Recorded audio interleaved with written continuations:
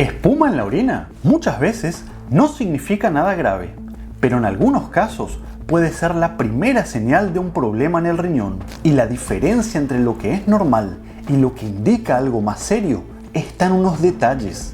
Detalles que hoy, como especialista en nefrología, voy a enseñarte a reconocer a tiempo. Lo primero que tenés que saber es esto: no toda espuma en la orina significa enfermedad. De hecho, todos podemos hacer algo de espuma al orinar. Esto pasa sobre todo cuando la orina está más concentrada, por ejemplo, de mañana al despertarnos, o cuando orinamos con más fuerza, o si el inodoro tenía restos de productos de limpieza. Eso obviamente no es un problema. Ahora bien, lo que sí me preocupa como especialista es la espuma abundante, espesa y que aparece casi todos los días. No solo una vez de forma aislada y que desaparece rápido, sino que lo ves con frecuencia. La espuma persiste cada vez que vas a orinar.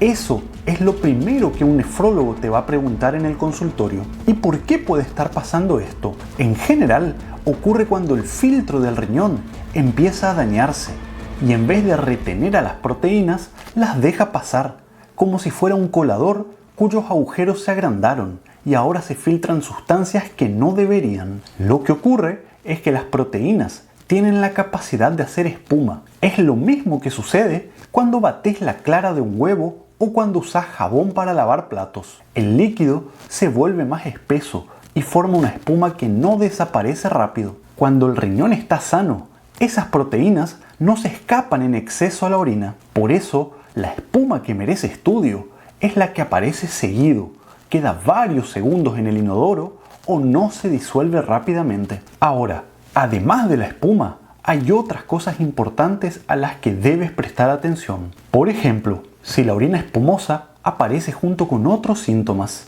como hinchazón en los párpados o en el rostro al levantarte, o en los tobillos y los pies hacia el final del día, cambios en el color de la orina, o si empezás a notar alteraciones que antes no tenías, como valores de presión muy alta, o ves en tus análisis que el azúcar en sangre se está descontrolando. Con esto, quiero remarcar algo fundamental. En la mayoría de los casos, la pérdida de proteínas no aparece de la nada, sino que suele estar relacionado con enfermedades muy frecuentes que con el paso del tiempo van afectando al riñón, como los problemas metabólicos, diabetes, hipertensión, enfermedades autoinmunes como el lupus. También aparece con el uso de medicamentos muy comunes que mucha gente toma sin saber que afectan al filtro del riñón, como algunos antiinflamatorios usados en exceso o durante mucho tiempo: ibuprofeno, diclofenac, naproxeno.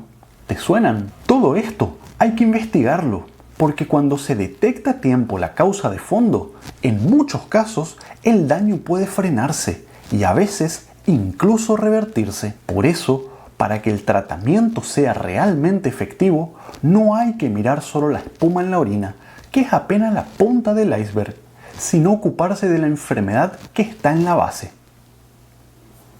Dicho esto, hay algo clave que tenés que saber y que casi nadie lo explica. ¿Es peligroso perder proteínas en la orina? ¿Qué puede pasar a largo plazo si no se trata? Fíjate, al comienzo, el daño renal y la pérdida de proteínas son silenciosos, no duelen, no dan síntomas claros y muchas veces ni siquiera generan espuma visible. Cuando aparece la orina espumosa, en general es porque ya se están filtrando grandes cantidades de proteínas. Con el tiempo, si no se detecta y no se corrige la causa, el riñón se va dañando cada vez más. Es decir, ese exceso de proteínas que se pierde también participa activamente del daño, mantiene el riñón inflamado y acelera la progresión hacia una insuficiencia renal. En etapas avanzadas, eso puede terminar incluso en diálisis. Justamente por eso, hay personas que deberían hacerse un análisis de orina, por más que su orina les parezca normal. En el consultorio,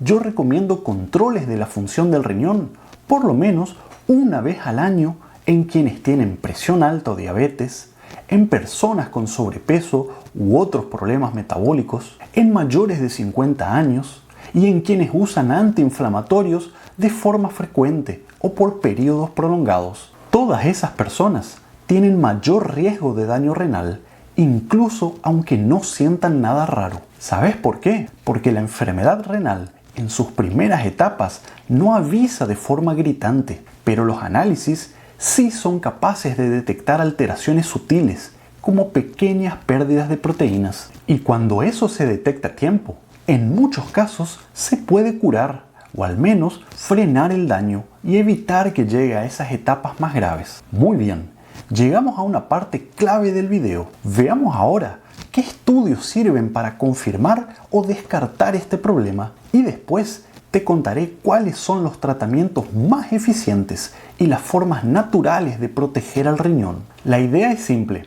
Con un análisis de orina y los niveles de creatinina en sangre, el nefrólogo puede saber si estás perdiendo proteínas realmente, cuántas está perdiendo y cómo esto está comprometiendo la función del riñón en general. Si el análisis da positivo, muchas veces se lo repite para descartar errores de laboratorio y confirmar si de hecho es algo persistente. En caso de que se confirme, ahí sí se estudia un poco más en profundidad para buscar la causa. Con esa información ya se puede saber si, además de las pérdidas de proteínas, existe algún grado de insuficiencia renal y sobre todo decidir cuál es el mejor tratamiento para cada persona. Quiero reforzar que en muchísimos casos esto no da síntomas claros y se lo detecta por casualidad cuando la persona se hizo chequeos por otro motivo. Ahora, la buena noticia es que esto tiene tratamiento. A menudo puede curarse o por lo menos frenarse o controlarse. Muy bien, ahora que entendiste todo, te comparto mis consejos de especialista para proteger tus riñones y evitar que el daño progrese. El primer paso es dejar de dañar a estos órganos.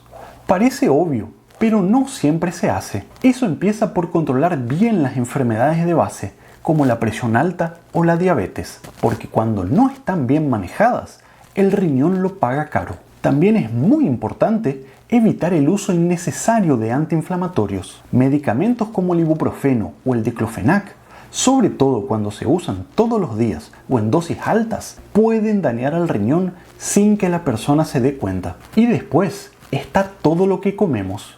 Reducir al máximo los ultraprocesados, el exceso de azúcar, los aceites vegetales refinados, los embutidos y, muy importante, el exceso de sodio. Ojo con la sal, porque todo eso, sostenido en el tiempo, impacta directamente en el riñón. Cuando se empiezan a corregir estas cosas, la diferencia puede ser enorme. Ahora, además de evitar lo malo, es igual de importante sumar todos los días alimentos con efecto antiinflamatorio y que fortalezcan la microbiota intestinal. Gente, nuestro cuerpo no funciona como órganos separados.